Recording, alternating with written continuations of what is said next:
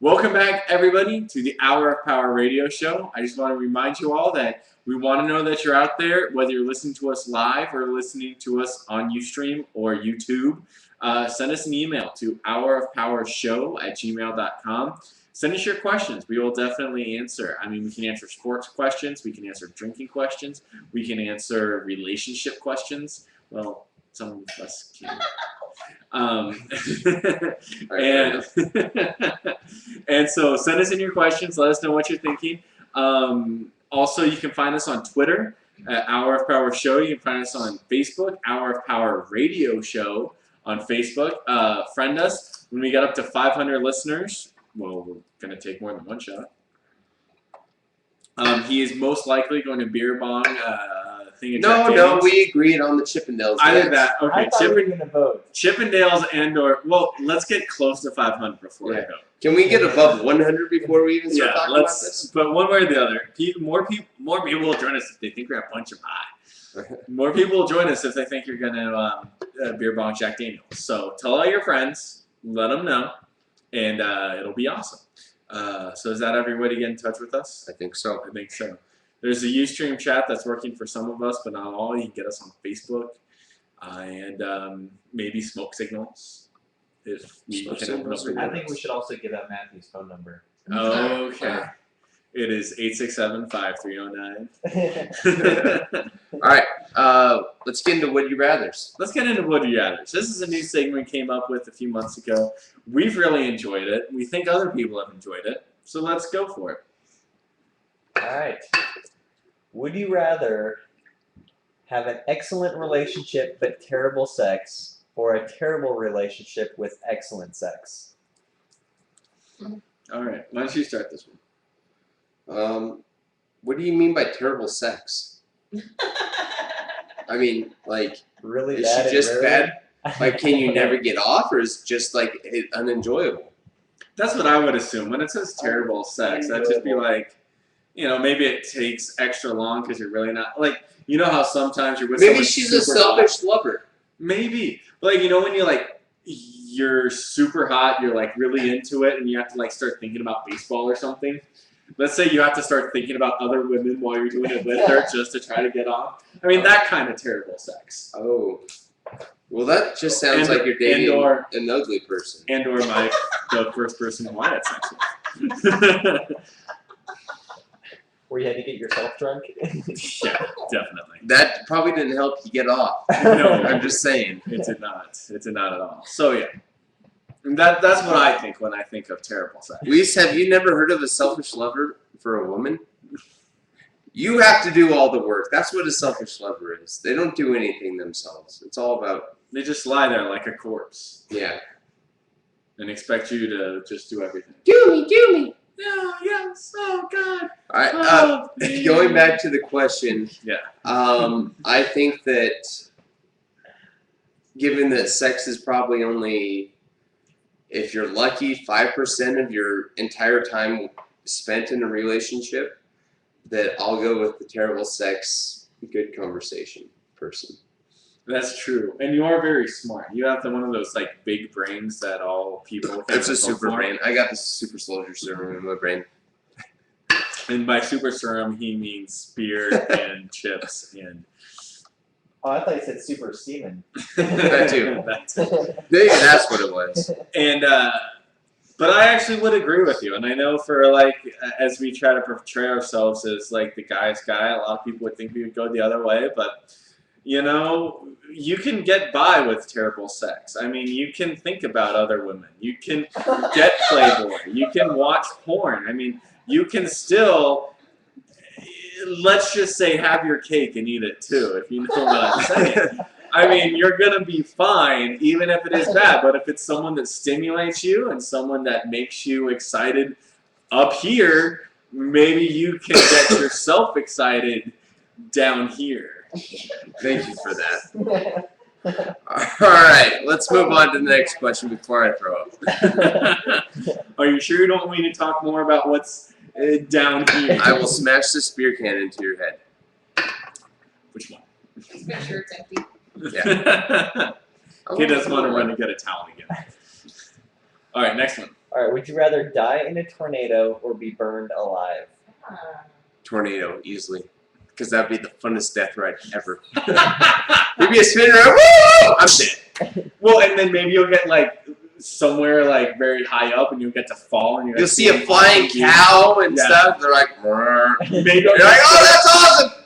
Maybe you'll get to go to Oz, but then you realize that you actually just died, and that's purgatory. I don't know, something fun like that. Being burned alive takes like 5 minutes. Yeah. Yeah, see, that's kind of scary. Yeah. I mean, okay, it hurts when you put your hand on the stove. Imagine putting your whole body on the stove and then waiting there. No. Tornado, easily. You know, mostly I agree with you, but can I just play a little bit of a devil's advocate on this one? Good I luck. think I'm going to go with your way. But there are people that are scared of heights. And when you get sucked up by the tornado, you go up a few, a mile or so in You the can't air. see down. Before you go down, won't you get thrown off at some point? I mean, do you just Will spin you around remember? consistently? Well, you're not going to remember because you're going to die at the end. But that's going to be a scary fall if you are someone that is scared of heights. So maybe it might be better if you take the 5 minutes, burn yourself alive, and you don't have to worry about that feeling of falling for 5 minutes. I mean, that could be something for someone. Whether you'd rather be in pain for 5 minutes or scared crapless for 5 Scared minutes. crapless for 5 minutes. Exactly. And what if the Wicked Witch of the West is in that tornado? Do you want her to see you pee your pants? I mean, it's just kind of a trade-off. Which one is better? I think I would probably go with you because I think I would enjoy the view as I was dying, as opposed to, the burning of my eyelashes and eyeballs. But I just have to say, I can understand the people who would rather die by fire. Yeah, good luck to them, witches. All Alright, would you rather have a nose that farted or a belly button that talked by itself? And I have a question about this. Would you immediately smell your own farts if your nose farted? I would think so. I mean, what are you I going to would do? assume so, yeah. Standing away real fast. So, Thank you. or a belly button that talks? What does it say? Like, does it have, like, I think- Tourette's? No, I think that it talks on its own. I think when I found that one online. This wasn't one I made up on my own. I would hope not. Yeah. Thank you. I think it talks on its own, so you don't control what it says, All right. or have a nose that farts that you don't control what it. Let's just say. Well, I think you can control when you fart. Maybe you plug your nose. And honestly, my farts smell like roses, so I don't see what the big deal is. You know what? I've been around you drinking. They know. I'm just throwing it Aha! out there. I wasn't with a hooker. Hello, Kettle. I apologize. Well, yeah, God, I know. My farts smell like shit. No, they're not Mikey's. I mean, Kim. Yeah, Oh that's what I God, was yeah, this is true. Garbage. These are much worse. So, anyways, it depends what my belly button's gonna say. Like, what kind of mannerisms does he have? Like, Does he have a British accent? yeah. Oh, if he had a British accent, absolutely he can talk. He's like, "Hello, puppet. May I have some tea?" Why do you not put more salad in me? And I feel divulged here. So I'm gonna go with the belly button. If not for anything, then it can land you a job in the circus. All right. Well, then I will go contrary. I think I could probably come up with a good one. I would go with the nose that farts because basically, when it comes down to it, you don't want to be. Let's say you're on a date. You have this beautiful woman sitting across from you at the table. Let's say you're at Red Feather, a bar that might have been reviewed on BoiseBarGuide.com. That if you're looking for a spot down in Boise to look for a bar, you should go to that website to try to find. Wait, what was the name of that website? I think it was BoiseBarGuide.com. But so you're sitting across your date at Red Feather, and it's a quiet place, it's a dark place, it's a great place to take a date. It's expensive, but if you're gonna want to get in your pants, you're gonna want to spend money. And so let's say your belly button. Tang ain't cheap. Exactly. Let's say your belly button starts talking. Nose farts, belly button talks. Let's say your belly button starts talking, and it says all the shit that you're sitting on a date. Sometimes you have crazy shit go through your mind. What if your belly button was saying all that crazy shit? Like, dear God, I wonder if she's going to chain me to the bed tonight, or am I going to have my kidneys in the morning?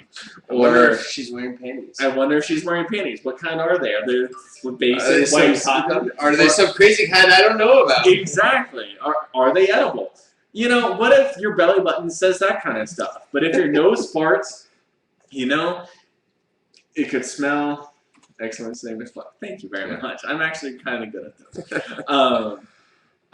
Let's say that your nose just farts, though. I mean, you could pretend you're blowing your nose. It could be a silent but deadly. I mean, you could just kind of go to the bathroom. It could be fine. I mean, farts don't happen all that often unless you eat a lot of fast food. I think that a nose fart could be a lot better than your belly button talking and totally ruining your game. All right, whatever you say. All right, next one. Last Would you one I read. rather kiss every stranger you see for the next 10 hours? Or does that mean you just have to kiss them once, or are you kissing a stranger for 10 hours? I'm kind of confused. No, you're kissing every stranger you meet. So you're Okay. walking down the street, you see a Okay. stranger, you have to kiss them. Okay. Or have every stranger you meet for the next 10 hours rub your privates.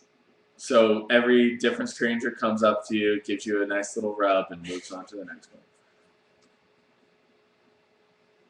Go for it. I answered the last Clothes one. on or off? Like just a. You're just walking down the road. Yeah, you're just walking down the road. They might not stick their worse. hands down your pants, I guess. But Well, that's what I was thinking. So.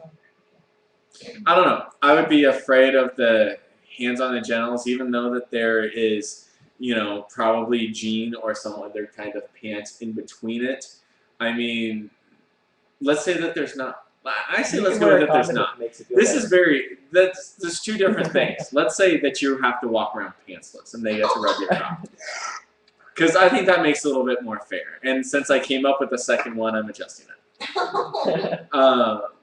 So I would go definitely with the kissing because there's a lot more. You can get a lot of germs. People might not have used Purell recently. There could be a lot of different stuff. Maybe they wipe their butt and they get fecal matter directly on your genitals. So you're walking around with your pants off.